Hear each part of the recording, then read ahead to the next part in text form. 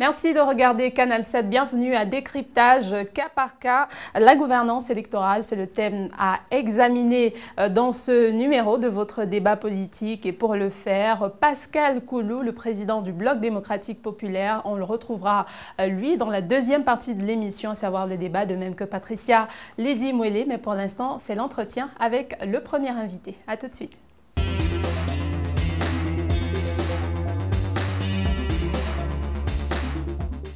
Fridolin Vemessa, bienvenue sur le plateau de Décryptage cas par cas.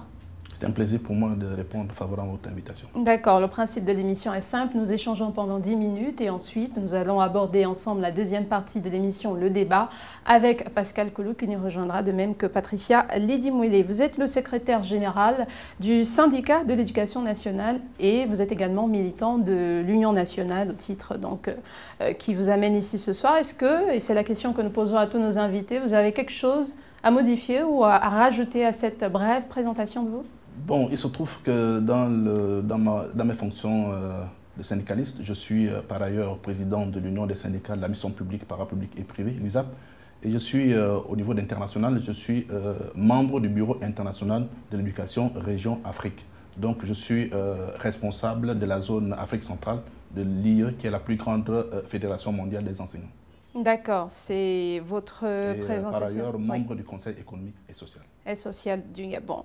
On parle donc de gouvernance électorale. On se rend compte quand même depuis l'arrivée du multipartisme au Gabon, donc dans les années 90, et ce malgré plusieurs négociations de 94, d'Arambo, ou encore l'élaboration du fichier biométrique assez récemment, il y a toujours des contestations après chaque élection. Comment vous expliquez cela? Qu'est-ce qui bloque à votre avis?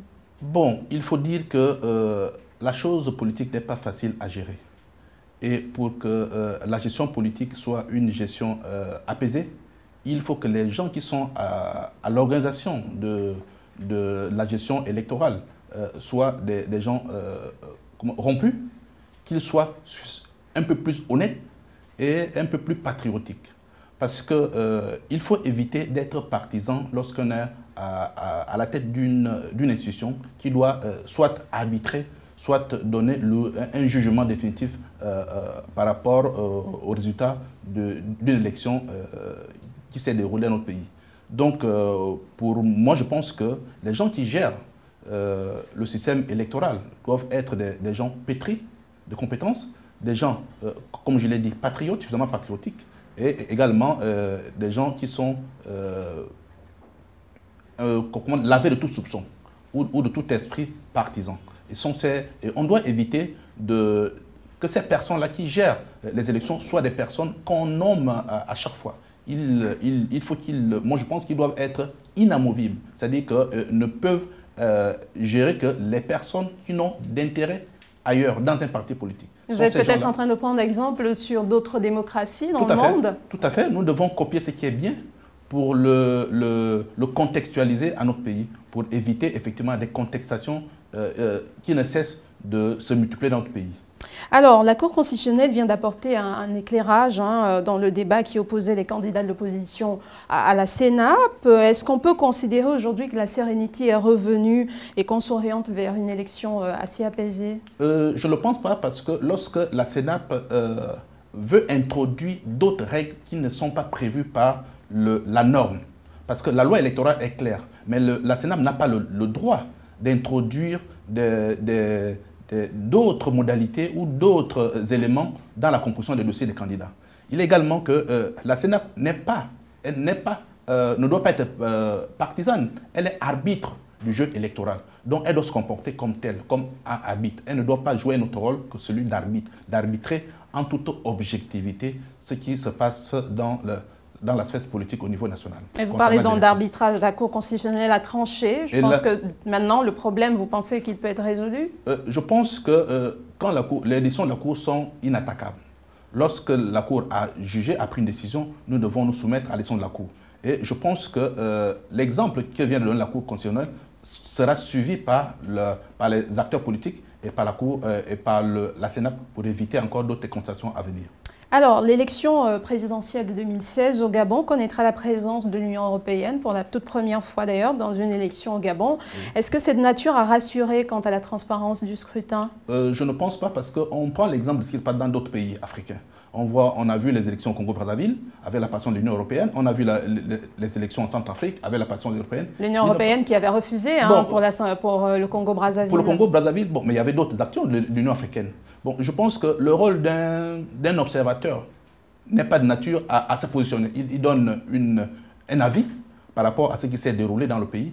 Et je pense que nous devons également, en dehors des représentants de l'Union européenne, nous devons aussi avoir d'autres représentants qui peuvent également aider à l'organisation, à l'observation de l'élection au niveau du Gabon. Pourquoi pas solliciter la participation d'autres instances internationales qui peuvent aider à l'organisation? Parce que qu'est-ce qui se passe in fine? C'est que lorsque une organisation est organisée, mais on sait qu'il y a des manquements qui sont au départ, mais qu'on retrouve à l'arrivée, à la fin du processus électoral. Et ce sont ces manquements-là qu'on doit prévenir pour éviter que des contestations ne fassent jour. Mais l'Union européenne, c'est déjà un début. On sait quels sont les accords que le Gabon a avec l'Europe et l'Union européenne. Est-ce que vous pensez que le pays peut se passer de l'avis de l'Union européenne? C'est déjà un plus, mais ce n'est pas une garantie. Parce que l'Union européenne ne peut pas dire ne va pas dire que l'élection a été mal organisée. Par conséquent, nous pensons qu'il faut la reprendre. Nous pensons que ce qui est sorti comme résultat a été truqué. Je ne pense pas que l'Union européenne ne peut pas aller jusqu'à ce niveau parce que les exemples ne font pas légion. Et vous pensez à quelle organisation ou quelle institution internationale? Bon, je pense à l'ONU. D'accord. Parce qu'il y a l'ONU qui prend position lorsqu'il y a la démocratie en danger. Nous avons vu l'intervention de l'ONU dans plusieurs pays d'Afrique. Pourquoi pas l'ONU peut nous aider à organiser les élections? Parce que quand on sait qu'il y a des manquements, il y a des préjudices, il y a des précédents que nous avons connus dans ce pays-là. Donc, à ce moment précis, parce que nous avons connu ce qui s'est passé en 2009. Parce que les élections ont été proclamées avant même que le processus de comptage des voix ne soit allé au bout. Donc ça, là, nous avons gardé un souvenir amer. Et nous pensons que l'ONU peut aider le Gabon objectivement à organiser l'élection pour éviter ce qui s'est passé en 2009. Donc, à votre avis, s'il y avait des observateurs de l'ONU, donc de haut niveau, et qu'ils validaient... Non, pas les observateurs. Moi, je propose qu'une co-organisation des élections au Gabon avec la participation de l'ONU, une participation effective. Ça n'empiète pas sur la souveraineté d'un État, ça? Non, parce qu'on constate que le jeu démocratique est quelque peu biaisé dans notre pays jusqu'à maintenant. Donc nous devons, pour garantir l'impartialité, je pense que l'Union européenne l'ONU peut être impartiale. Parce que les acteurs aujourd'hui, on se comporte comme étant, même au niveau de la CENAP, nos représentants, ils se comportent comme des représentants des partis politiques, même si nous savons que le président de la CENAP peut être membre d'un parti politique, mais il se comporte comme étant un partisan de ce parti-là, et ce qui biaise souvent le jeu démocratique. Alors, comme on le disait en démarrant cet entretien, vous êtes militant de l'Union nationale, qui est un parti de l'opposition au Gabon. On a quand même remarqué au cours des précédents scrutins que les partis de l'opposition avaient du mal à couvrir tout le territoire, du moins à avoir des membres et des personnes, des observateurs présents dans tous les bureaux, les 3800 bureaux de vote sur le territoire national, sans peut-être trahir vos stratégies. Est-ce que vous pensez que votre parti réussira cette fois? Oui, parce que si je me réfère en 2009, j'avais une mission, j'étais membre de l'équipe de campagne d'André Mbouba. Je sais le travail que nous avons fait pour avoir des représentants des bureaux de vote, et je sais que la stratégie que nous avons utilisée, je pense que l'Union nationale, qui est un parti implanté sur l'entente du territoire national, peut avoir des représentants dans tous les bureaux de vote. Donc je pense qu'un parti politique, c'est quelque chose, c'est une structure qui vit au jour le jour, qui travaille journalièrement pour conquérir un pouvoir. Donc, un parti politique n'est pas là pour accompagner d'autres partis politiques. Le parti politique est là pour conquérir le pouvoir. Et il met les moyens, il met tout ce qu'il faut pour arriver à ces fins-là. Je pense que l'Union nationale est l'un des partis qui se prépare à prendre le pouvoir en 2016. Mais pour ceux des partis de l'opposition qui n'arrivent pas à couvrir tout le territoire pendant la période électorale, à être dans les bureaux, est-ce que vous pensez que leur contestation peut être légitime? Bon, vous savez, pour gagner une élection, on peut aller sur des calculs mathématiques. Je vois l'Union nationale couvrir toute l'étendue de la province de l'Estuaire. Je vois l'Union nationale couvrir toute l'étendue de la province de l'Ogooué-Maritime. Je vois l'Union nationale couvrir toute l'étendue de la province du Haut-Lintem. Je vois l'Union nationale couvrir toute l'étendue de la province du Haut-Ogooué. Je vois l'Union nationale couvrir toute l'étendue de l'Angounié. Donc ce sont des provinces à haute intensité de population.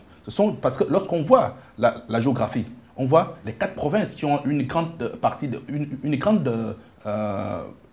population. C'est les 4 provinces qui viennent en tête, c'est-à-dire l'Estuaire, le Haut-Lintem, le Haut-Ogooué et l'Ogooué-Maritime.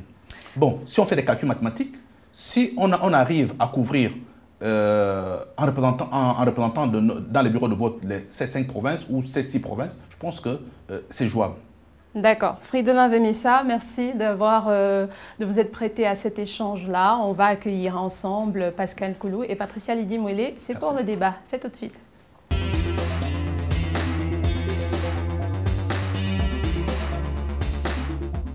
Le débat, c'est également avec vous, chers téléspectateurs. Vous êtes désormais habitués à jouer avec nous, bien sûr, à travers les réseaux sociaux, notre page Facebook Décryptage cas par cas et aussi les numéros qui s'affichent au bas de vos écrans. Peut-on dissocier les concepts de gouvernance électorale et consolidation démocratique? C'est la question et la réponse, oui ou non, bien sûr, par les canaux que je viens de vous donner à vos claviers. Et nous accueillons Patricia Lydie-Mouélé, bienvenue. Bonsoir Blanche. C'est un plaisir de vous retrouver. Pascal Koulou, président du Bloc démocratique populaire, membre de la majorité républicaine pour l'émergence sociale, bienvenue. Merci.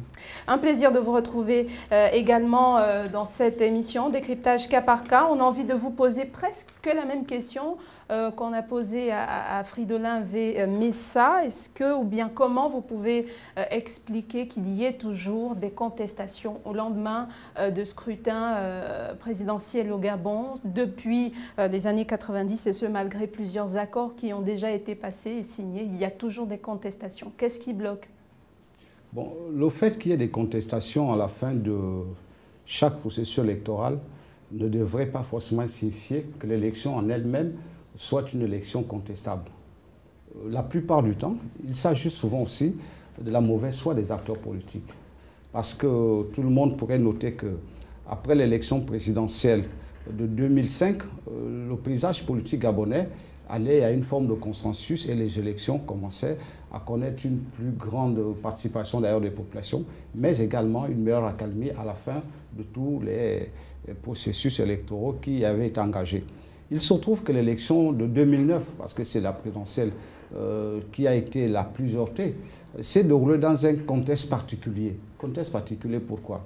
Parce que les principaux acteurs de cette élection étaient en fait deux tenors du Parti démocratique gabonais. C'est-à-dire qu'elle n'a pas eu à opposer, comme souvent ça avait été le cas, un leader de l'opposition face à un leader de la majorité. Et le fait que l'un et l'autre n'avaient pas pu à temps à la fois asseoir les principes, je dois dire, de citoyenneté dans l'esprit des populations qui ont participé à ces élections, mais également que tous les deux étaient convaincus de ce qu'ils feraient un très bon résultat, avait naturellement conduit à des contestations.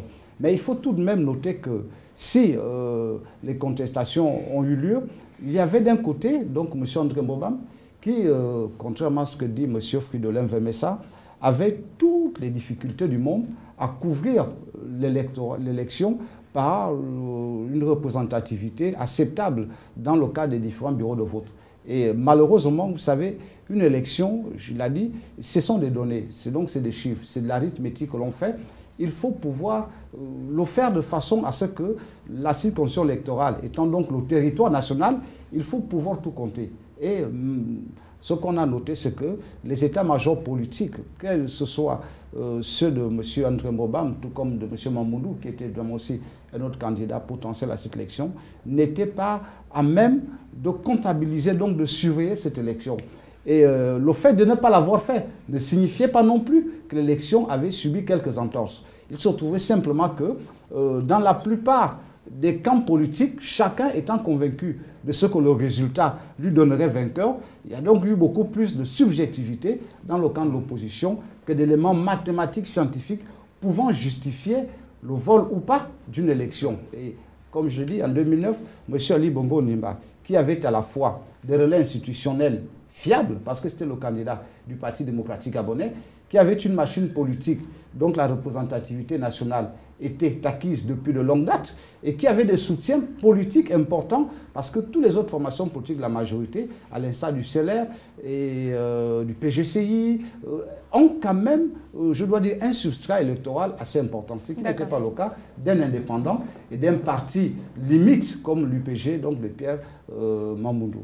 Est-ce que M. Nkolo, à vous entendre dire, et puis tout à l'heure aussi au début de l'entretien entre Blanche et M. Mvemessa, est-ce que vous pensez, une question que je pose à tous les deux, est-ce que vous pensez, depuis l'avènement de la démocratie, que les hommes politiques gabonais sont matures ou immatures, selon vous? Pour qu'on en arrive là, toujours des tensions, avant l'élection présidentielle surtout. Il faut quand même noter que la conférence nationale, ça fait un peu plus de 26 ans. Ça voudrait dire qu'on a quand même, en termes de citoyenneté, gagné en maturité. Vous savez, on peut pas toujours penser que aussi. Les erreurs... Pourquoi toujours ces tensions à la veille de l'élection présidentielle? Oui, mais c'est justement ce que je suis en train de dire, c'est-à-dire qu'on ne peut pas penser que les atermoiements d'il y a 26 ans ont perdu aujourd'hui, c'est d'autant plus que je suis sur ce plateau avec vous, je parle de politique avec aisance, mais il y a 26 ans, je suis sûr que je n'avais pas, même vous au chapitre, j'étais ce qu'on considère comme étant un adolescent en émergence. Donc, ça voudrait dire qu'il y a cette nouvelle citoyenneté qui accède aux affaires. Il y a naturellement aussi de nouveaux réflexes. Donc, il y a un nouveau rapport avec la patrie, mais également avec les institutions. Il y a un nouveau rapport de sincérité. Et vous avez parfaitement raison quand vous soulignez cet élément, parce que ce qu'on a constaté, c'est quoi? C'est que l'élection de 93, pour parler de celle de présidentielle, ou avant les législatives de 90, avait des acteurs politiques qui menaient un double combat. Le combat s'inscrivait sur la nécessité d'asseoir la démocratie. Ce n'était pas tant refonder les institutions dans le fond, mais asseoir la démocratie. Assise. Maintenant, la démocratie il y a une libre expression justement de part et d'autre. Oui, elle est acquise, elle est active et elle s'exprime. Il se trouve simplement, un peu comme le président de la République l'a dit, que nous faisons face à deux mondes.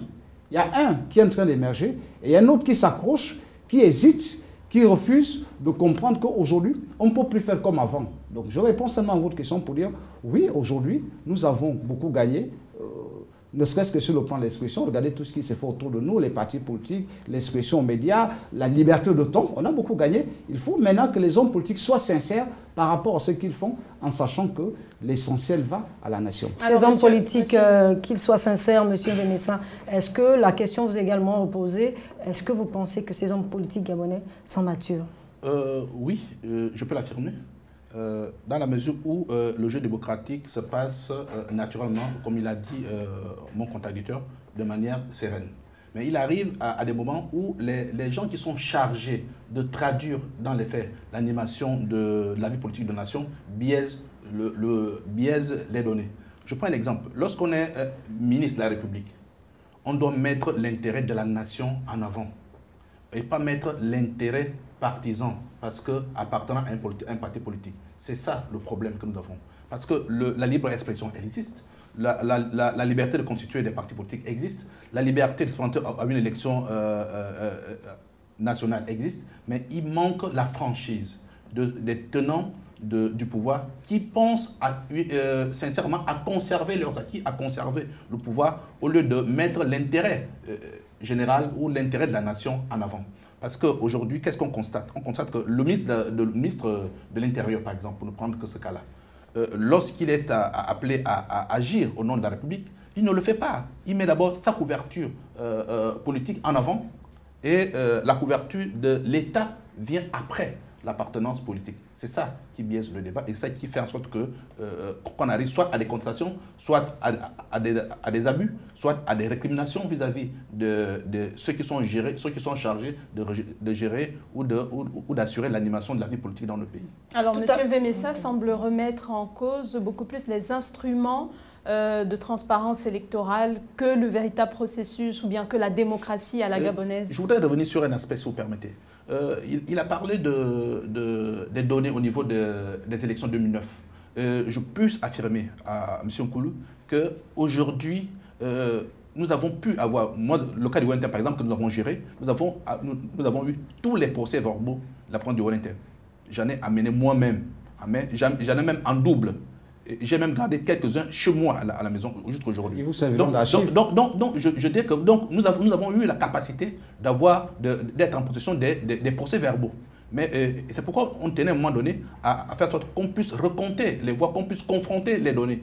Ça nous a été refusé parce que nous avions des données. D'accord, vous avez répondu. Oui. Donc, pour revenir à la question, il semble remettre en cause les instruments même de tout le processus électoral au Gabon. Est-ce que vous pensez que c'est là que ça coince? Ça ne peut pas coincer à ce niveau parce que, contrairement à ce que l'opinion, de manière générale, pense, le ministre de l'Intérieur a un rôle difficile. On peut pas être à la fois l'interface et également appartenir à un parti politique. Tout à fait. Il se trouve malheureusement que par moment, ce n'est pas souvent le cas, ce n'est même pas dans le cas de l'exercice de ses fonctions en tant que ministre de la République, il se trouve que l'on transpose les actes partisans pour en faire des actes de gouvernance, de gestion de la République. Or, c'est généralement pas le cas. Le ministre de l'Intérieur est issu d'un parti politique. Il va de soi qu'il a la possibilité de participer aux activités politiques de son parti. Malheureusement, quand il le fait dans notre pays, on suppose, on crie tout de suite en disant il a une attitude partisane. Je crois que c'est un mauvais procès ou un faux procès qu'on fait à cette institution. Ce d'autant plus que, en ce qui concerne l'organisation des élections, les responsabilités du ministère de l'Intérieur sont clairement définies. Le ministère de l'Intérieur intervient en amont, c'est-à-dire par la constitution du fichier électoral. Ce sont eux qui ont la charge donc, de sa composition, de sa conception, de son élaboration. Mais depuis, je crois, un peu après 2009, il y a une commission qui a été mise en place, qui est là aussi composée à partir des responsables politiques issus de la majorité de l'opposition qui participent à la construction de ces fichiers électoraux. Ce qui fait que la responsabilité du ministère de l'Intérieur se retrouve un tout petit peu réduite. Mais comme c'est le ministère de tutelle, il faut bien que de temps à autre, le ministre ait un droit de regard. Mais à lui tout seul, il ne détermine pas l'orientation que devraient prendre les élections en République gabonaise. C'est de un. De deux, il se trouve malheureusement aussi que les missions qui sont celles de la CENAP, on a tendance à les survoler au profit de la tutelle qui devrait être la Cour constitutionnelle, mais qui n'est pas le ministère de l'Intérieur. Là encore, il y a une autre confusion que beaucoup de gens font volontairement juste pour induire en erreur les populations qui ne prennent pas le temps de se renseigner sur les responsabilités des trois institutions qui concourent à l'organisation des élections, donc le ministère de l'Intérieur, la CENAP et la Cour constitutionnelle. Ce qui fait que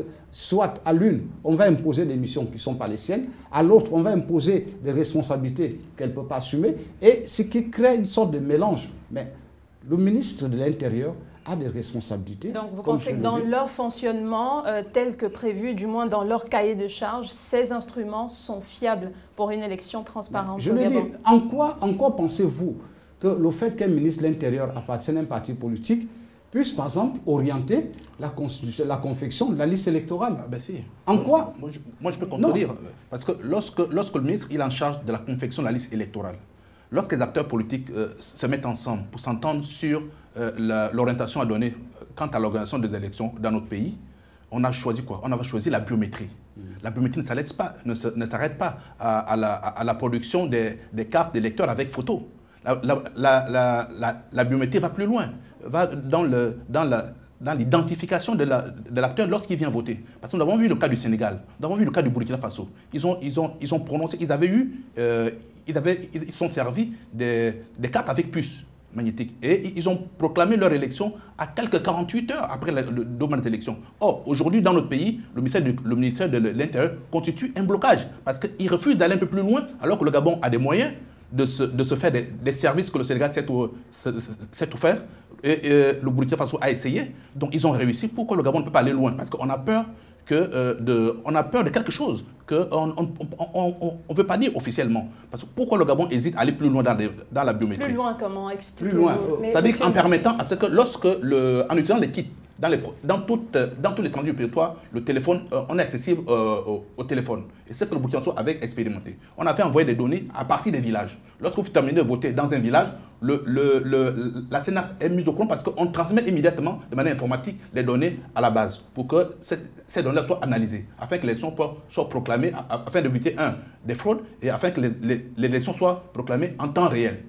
Donc le Gabon a des possibilités, a des moyens d'aller au niveau de la biométrie avec des données informatiques. Parce que le téléphone couvre tous les villages du Gabon aujourd'hui. Donc on ne peut plus dire que... Et on peut donner à chaque président de vote un kit qui lui permet non seulement d'enregistrer les électeurs, les identifier en votant, soit par des empreintes digitales à partir de son village, parce que des kits portables avec batterie, on peut le faire dans tous les villages du Gabon aujourd'hui et transférer immédiatement les résultats à la centrale, à la CENAP qui va centraliser l'élection en temps réel. Monsieur Vémessa. Je voulais rapidement réagir sur cette situation. Vous savez, le cahier de charges qui a été donné à l'entreprise Gemato, qui devait constituer le fichier électoral biométrique, ils sont malheureusement pas là à terme de l'ensemble des missions qui leur avaient été assignées. C'est le vouloir de l'État. Oui, oui, je suis d'accord avec vous que c'est du domaine de l'État, mais n'empêche quand même qu'on a pu expérimenter au delà des élections locales que le vote s'est déroulé dans des conditions très acceptables.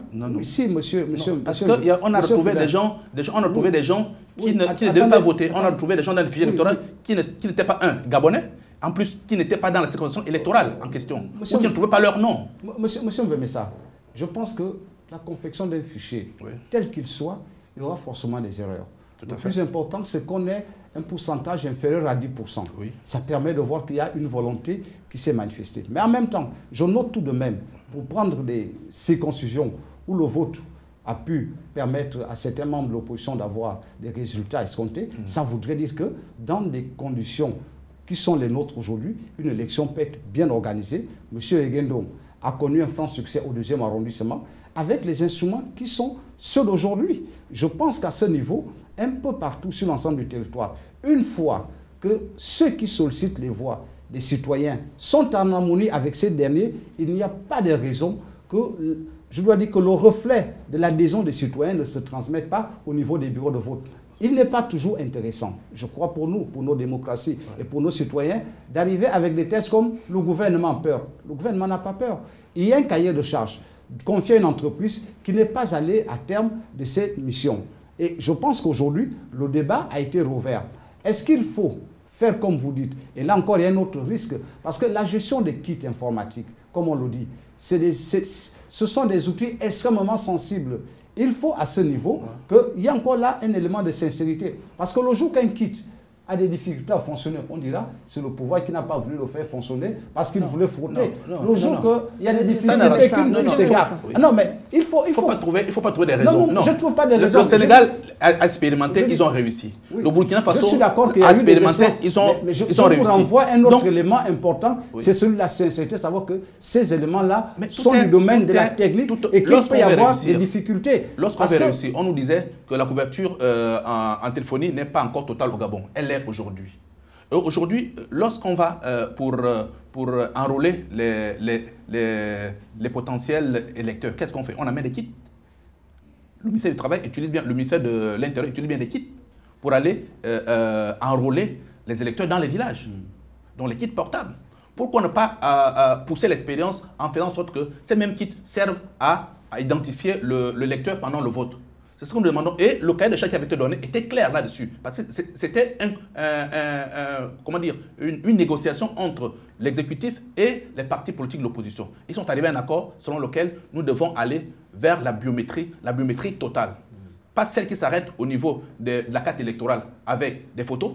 Non, celle qui va au-delà de cette possibilité en permettant à chaque villageois de voter, d'être identifié pendant le vote. Parce qu'aujourd'hui, qu'est-ce qu'on fait? On sait ce qui se passe aujourd'hui. Nous sommes tous Gabonais. On sait qu'il y a la fraude électorale. On sait qu'il y a des gens qui introduisent des gens qui n'ont pas droit de vote. On le sait. On sait même que les gens qui font voter les morts. On le sait. Mais nous devons être censés, nous devons faire que notre démocratie soit un exemple en Afrique. Nous devons être, pourquoi ne pas être les premiers? Pourquoi s'arc-bouter sur les mêmes comportements qu'il y a 20 ans? Mais vous y allez quand même à cette élection malgré ce que vous décriez. Pourquoi? Nous sommes citoyens. Nous devons y aller, nous sommes des citoyens. Nous devons participer, nous devons construire notre pays avec les quelques déboires, avec les quelques insuffisances que nous notons. Mais nous appelons à la perfection. Nous voulons que notre pays soit un exemple. Nous ne devons pas dire on fait d'abord comme ça. Mais vous parlez d'exemple, aujourd'hui on connaît quand même le rôle que vous aviez aux côtés du défunt André Mahobam, votre proximité. Aujourd'hui en 2016, c'est vrai que vous décriez ces défaillances au niveau du ministère de l'Intérieur. Vous savez que vous avez été très proche d'André Mahobam, qui était au ministère de l'Intérieur. Alors justement, ces fraudes aujourd'hui, ce ne sont pas les fraudes de maintenant, ce sont des fraudes décriées avant 2016. Oui, mais les fraudes, on ne peut pas cesser de créer des fraudes. On ne peut pas dire que la fraude est née aujourd'hui. Oui, mais qu'est-ce que vous avez fait? Qu'est-ce que vous avez pu mettre en place comme pas, stratégie étant déjà vous êtes un militant, certes. Je suis un militant d'un parti politique. Je suis un citoyen gabonais qui essaye de suivre la pratique politique dans son pays. J'essaie d'apporter ma modeste contribution dans la vie politique de notre pays. Donc nous dénonçons, nous constatons des faits, nous les dénonçons, nous essayons de proposer des solutions pour que notre pays ne soit plus à la traîne dans le jeu démocratique, parce qu'on devient une risée en Afrique centrale d'ailleurs. Parce que quand on voit l'exemple, les gens derrière moi vont dire, mais regardez le petit Burkina Faso, avec peu de moyens, ils font des grandes choses. Le Sénégal qui a peu de moyens que le Gabon a fait des grandes choses. Pourquoi le Gabon qui a suffisamment de moyens, avec une faible population, n'arrive pas? Le Congo, la RDC l'a fait, qui a plus de 50 millions d'habitants. Le Gabon a 1,8 million habitants à peine. Mais vous, en tant que militant, qu'est-ce que vous avez proposé justement pour arriver à éviter ces fraudes? Mais nous avons le contrôle citoyen. C'est ce que nous faisons. Nous essayons de mettre des garde-fous pour que la fraude soit minimisée. Nous prenons le contrôle sur nous. Nous demandons à chaque citoyen gabonais d'être le policier dans les bureaux de vote, d'être au niveau du suivi des fichiers, des listes électorales lorsqu'on sont affichés. Nous essayons à ce que chaque Gabonais qui constate une anomalie sur la liste électorale ou sur le bureau pendant le vote puisse dénoncer ces faits-là, afin que les autorités en charge de l'organisation du procès des élections du pays puissent effectivement réagir et réajuster les choses. D'accord, Pascal Koulou, c'est quand même des plaintes qui, comme il le dit, ne datent pas d'aujourd'hui, mais l'élection est là, elle est à quelques semaines seulement. Pourquoi ce n'est que maintenant? Pourquoi ces plaintes, ces demandes? Pourquoi ne pas rapprocher la CENAP qui existe, hein, même en dehors des périodes électorales? Pourquoi ne pas avoir soulevé ces questions bien avant, dès l'arrivée de la biométrie? Il y a même, oui, je saisis là-bas le bon pour dire que, vous voyez, la CENAP veut introduire une règle qui n'existe pas, en demandant à ce que les candidats produisent un certificat de nationalité, alors que ça n'existe dans aucune loi électorale dans le pays. Vous voyez, ça commence comme ça. Donc, la CENAP veut biaiser le jeu en introduisant une nouvelle donnée qui n'existe pas dans la loi. D'accord. Oui, rapidement, je crois que M. Fridolin survole la question. Le principe d'une élection, c'est un rendez-vous d'un homme avec son peuple, par principe. Et ensuite, il y a un ensemble de mécanismes que l'on met au point pour permettre qu'il y ait un contrôle du choix fait par les populations. C'est le deuxième principe. Le troisième principe, c'est que les candidats devraient respecter le choix fait par les citoyens. Or, les éléments que nous avons aujourd'hui, autant je suis d'accord que c'était cela le souhaitable, qu'on arrive à une biométrie totale et complète. Malheureusement, nous sommes à un fait. Et je voudrais très rapidement, j'aime pas souvent souligner ce fait, pour vous dire, M. Fridolin, que ceux qui sont aujourd'hui dans l'opposition, je ne sais pas si vous connaissez l'histoire du fantôme et du chasseur, en 2 minutes. C'est une histoire agréable. Oui. Vous connaissez? Oui, je connais. Donc le chasseur et son ami fantôme allaient régulièrement à la chasse. Oui. Et à chaque fois qu'il terminait de faire la chasse, il donnait au fantôme les cornes, les pieds, les peaux, et il rentrait avec tout le gibier au village. À la dernière partie de chasse, avant d'arriver au village, il meurt. Il se retrouve au corps du garde de son ami le fantôme. Il dit, mon ami, je suis mort très tôt, vraiment, je n'ai pas eu le temps de déjeuner et de manger. Est-ce que vous pouvez me donner à manger? Le fantôme rentre dans sa maison, il lui amène les cornes, il lui amène les peaux, il dit, mais attends, c'est quoi c'est ça? Je te dis, j'ai faim, tu m'amènes des cornes et des peaux? Il dit, mais mon ami, c'est ce que me donnait quand tu étais là, je te disais, fais le bon partage. Donc aujourd'hui, malheureusement, il faut le reconnaître. Et j'espère que les citoyens gabonais se rendront compte que ceux qui ont freiné des 4 fers, durant les 26 dernières années que nous venons de traverser, qui n'ont pas voulu qu'il n'y ait ni transparence électorale de fond, qui n'ont pas voulu qu'il y ait des améliorations sur le plan démocratique, qui n'ont pas voulu... Oui, attendez, monsieur, parce qu'aujourd'hui, c'est bien qu'on soit dire, il y a ci, il y a ça, il y a ça. Mais nous sommes en République. En République, il y a un certain nombre d'instances où il faut interpeller les acteurs politiques, notamment ceux qui ont la responsabilité de contrôler l'action du gouvernement.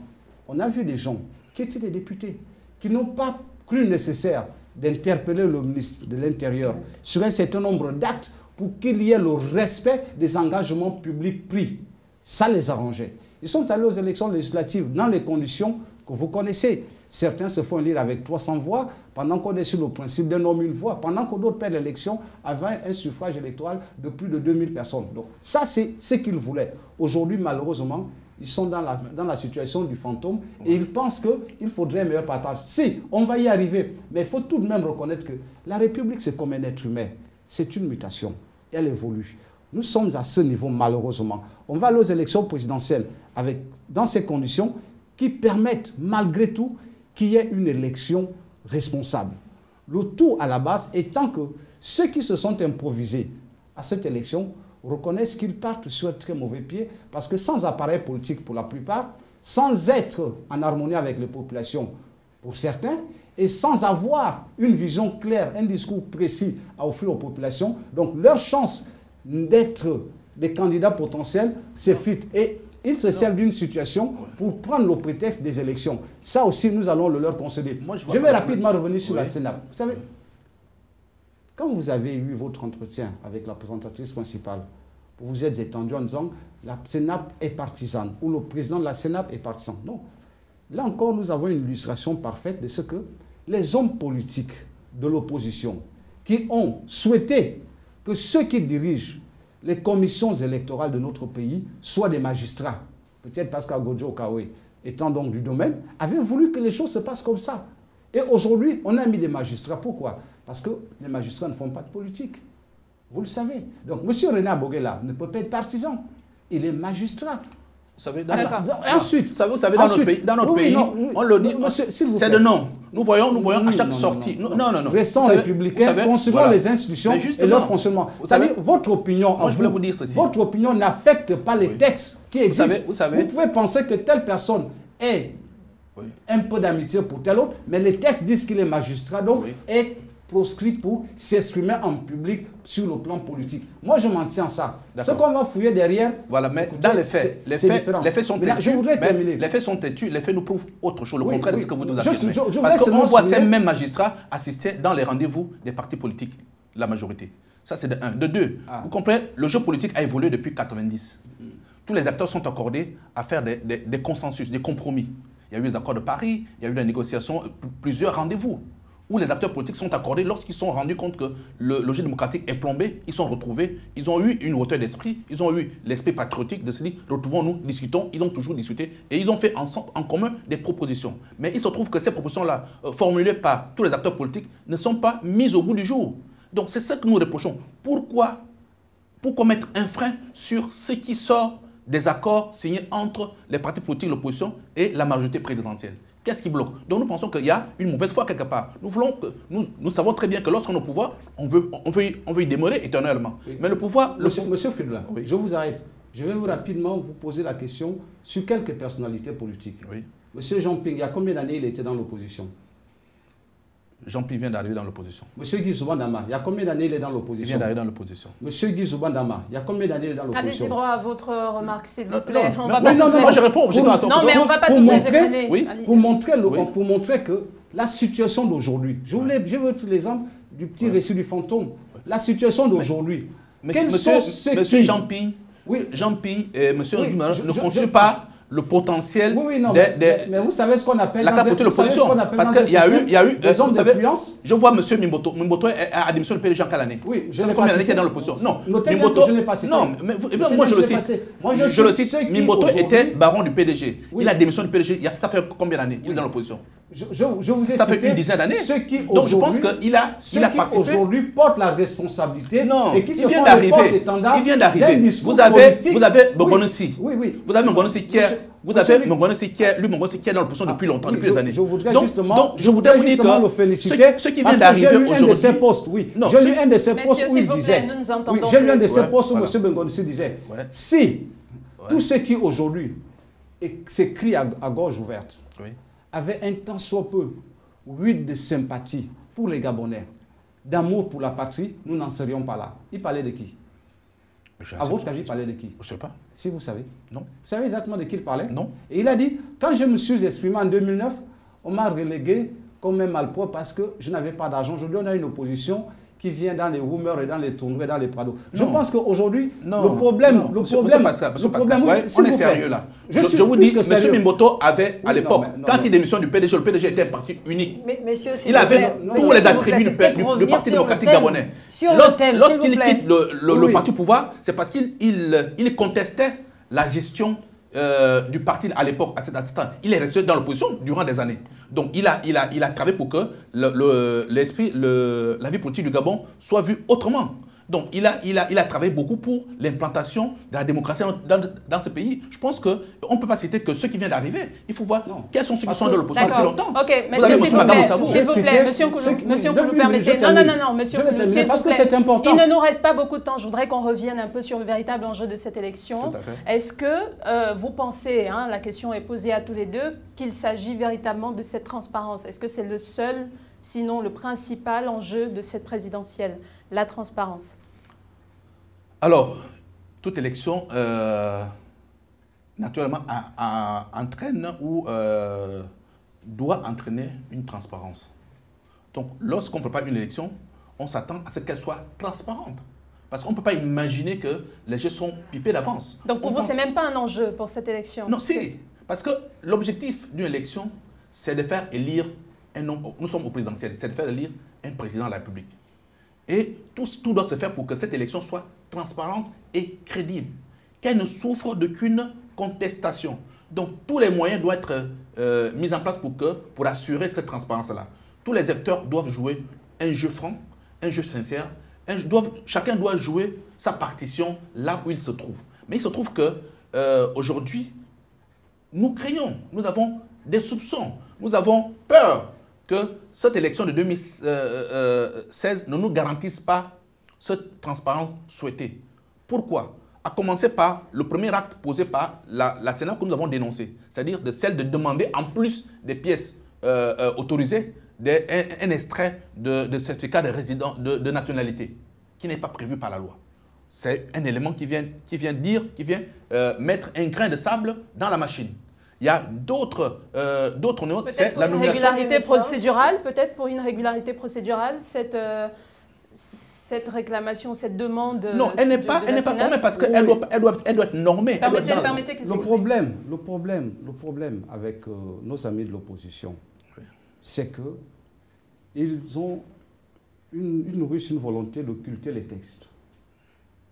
À l'heure d'aujourd'hui, en République gabonaise, il n'y a aucun texte de droit ni de décret qui définit de manière précise la loi électorale. Oui, attention, les pièces à fournir. La loi électorale de 96 modifiée. Les pièces à fournir. Oui, la loi électorale de 96 modifiée, parce qu'il y a eu un débat. C'est pour ça qu'ils sont allés à la Cour constitutionnelle. Ouais. La Cour a tranché sur cette question. La loi électorale ne précise pas. Nulle part. Ce n'est écrit nulle part. Sinon, il aurait brandi. Il y a simplement eu l'habitude. L'habitude, c'est, monsieur Mbemsa, je vous dis, sinon je parle là devant une chaîne de télévision, que quelqu'un me dise, voilà tel décret qui fixe les pièces à fournir. On laisse la capacité, la possibilité à la Sénat de les établir. Il se trouve que cette situation étant un peu contestée, la Cour constitutionnelle qui est la hiérarchie de la Sénat, a pris la décision de retirer cette pièce-là. Mais je ne vois pas en quoi le fait de prouver par un certificat de nationalité que vous êtes Gabonais, devrait être gênant. En quoi est-ce que c'est gênant? On vous dites, je suis Gabonais. On dit, mais donc, vous le prouvez, prenez votre certificat de nationalité.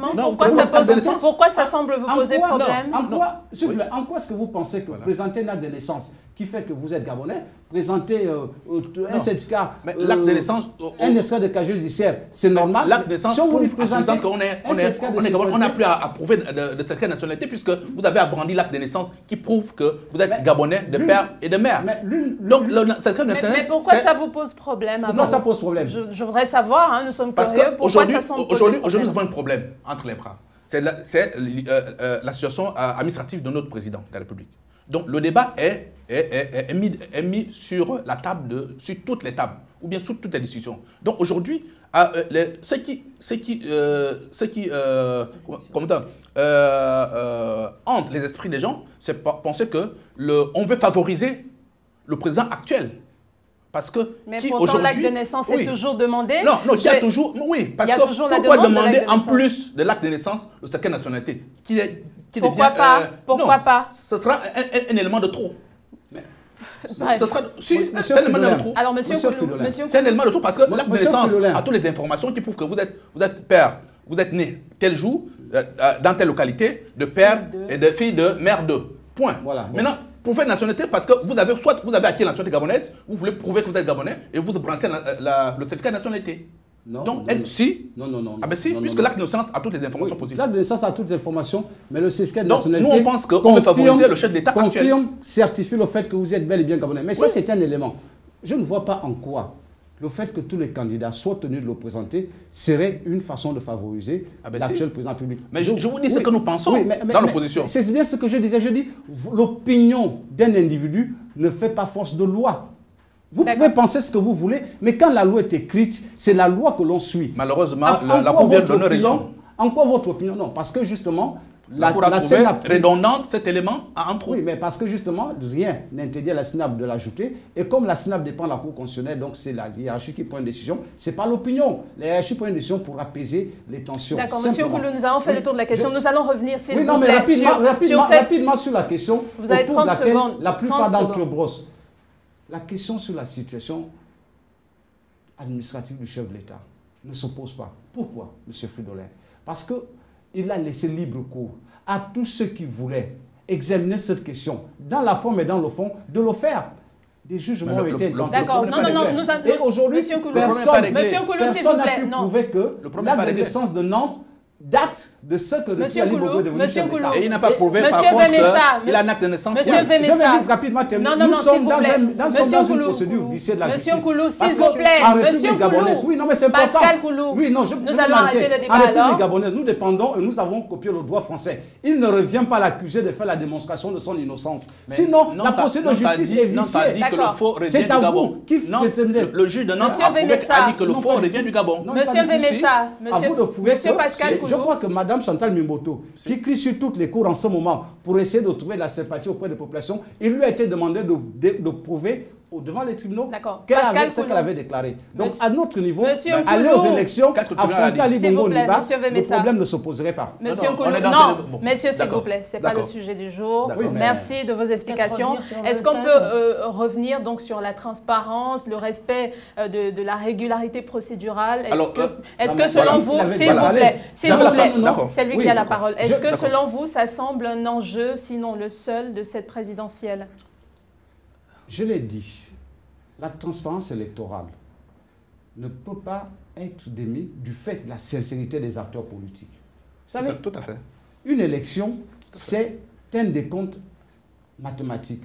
C'est de l'arithmétique pure. 2 voix et 2 voix, ça fait 4 voix. 3 voix, ainsi de suite. Donc, il faut pouvoir reconnaître qu'aujourd'hui, et c'est ça la difficulté des leaders politiques de l'opposition, parce que beaucoup d'entre eux ont une candidature hasardeuse, sans appareil politique, sans être en légitimité avec les populations, sans avoir un discours clair. Ils pensent qu'ils peuvent gagner une élection présidentielle sans une offre politique crédible. Donc, on va assister à quoi? Quel que soit le niveau de transparence, et vous l'avez écouté, il estime que le fait que, après qu'eux-mêmes l'aient souhaité, que les représentants qu'aujourd'hui, qu'il y ait des observateurs internationaux de la taille, de la hauteur de l'Union européenne, pour eux, ce n'est pas encore une caution. Donc, quel que soit ce qui va se faire, c'est à eux d'avoir des éléments d'appréciation et de les imposer au reste des participants à cette élection. Or, ce qui se fait aujourd'hui, c'est d'ailleurs, c'est-à-dire que nous avons un système électoral qui est fait à parité. Dans tous les bureaux de vote, vous avez des représentants de l'opposition, des représentants de la majorité. À part égale, chacun d'entre eux reçoit un procès verbal qui est transmis à son état-major politique. Et c'est la conformité de ce procès verbal qui est conduit à toutes les instances de la SNAP jusqu'à la SNAP centrale, qui fait la centralisation des résultats et les proclame. Donc, à leur niveau, puisqu'ils savent déjà qu'ils ne peuvent pas suivre cette élection de bout en bout, ils préfèrent admettre déjà un certain nombre de mécanismes, comme vous l'avez entendu. C'est faux. Lorsque l'Union européenne certifie que l'élection était transparente, ils disent non, il y a eu des faux. C'est pas vrai. Moi, je voulais dire que je suis là pour mon parti, pour l'Union nationale. L'Union nationale a une offre politique. Une offre politique formelle. Donc, c'est un parti politique avec une offre. Pour l'instant, et nous avons un candidat de taille. Pour l'instant, aucun Gabonais ne la connaît. Non.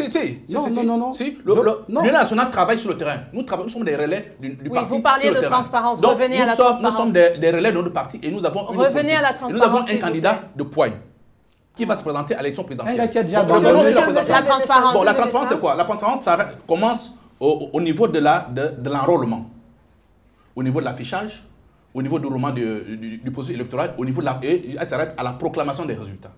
Qu'est-ce qu'elle constate? Qu'est-ce que nous avons vu en 2009? Lorsque le ministre de l'Intérieur vient proclamer les résultats de l'élection, avant même que Libreville, les sueurs, ne finissent le décompte.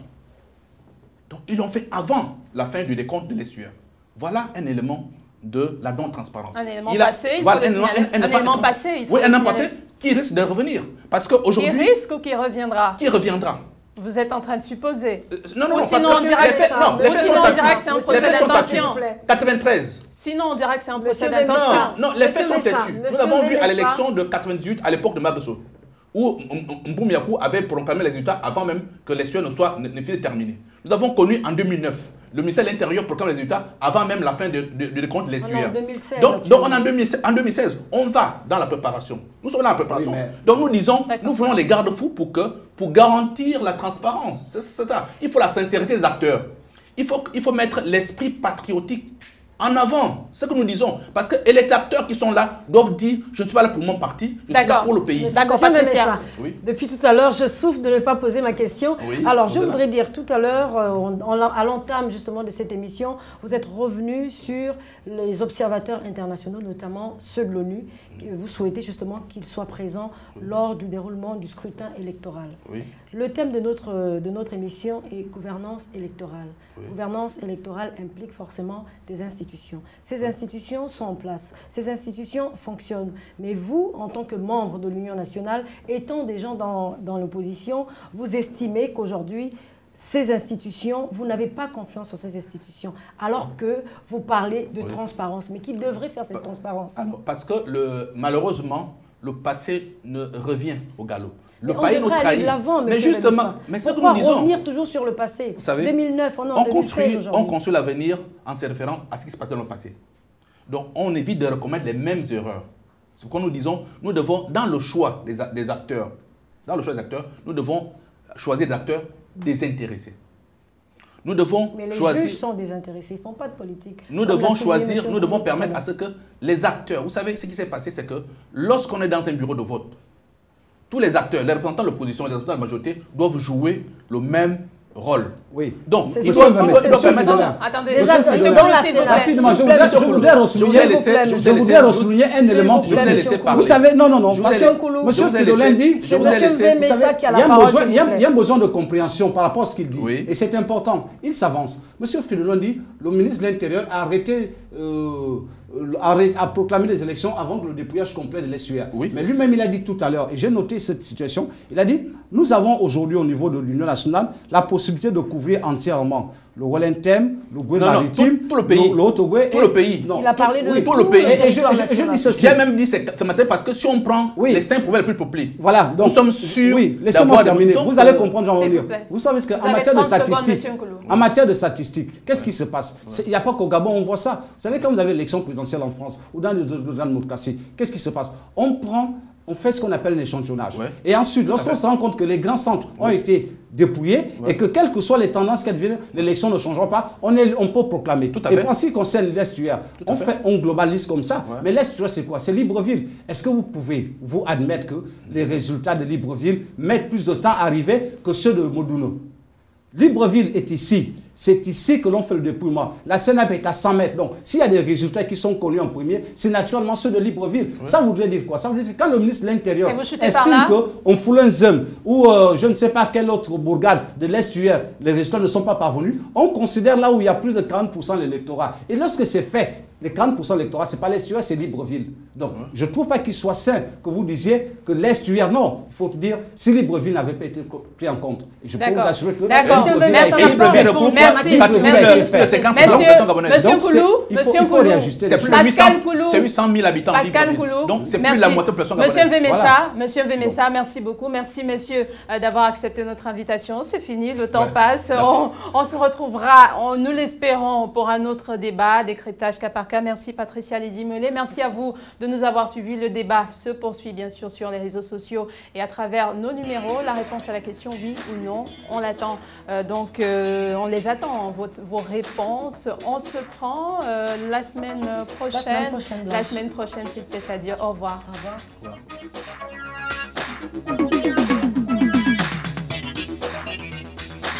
Thank you.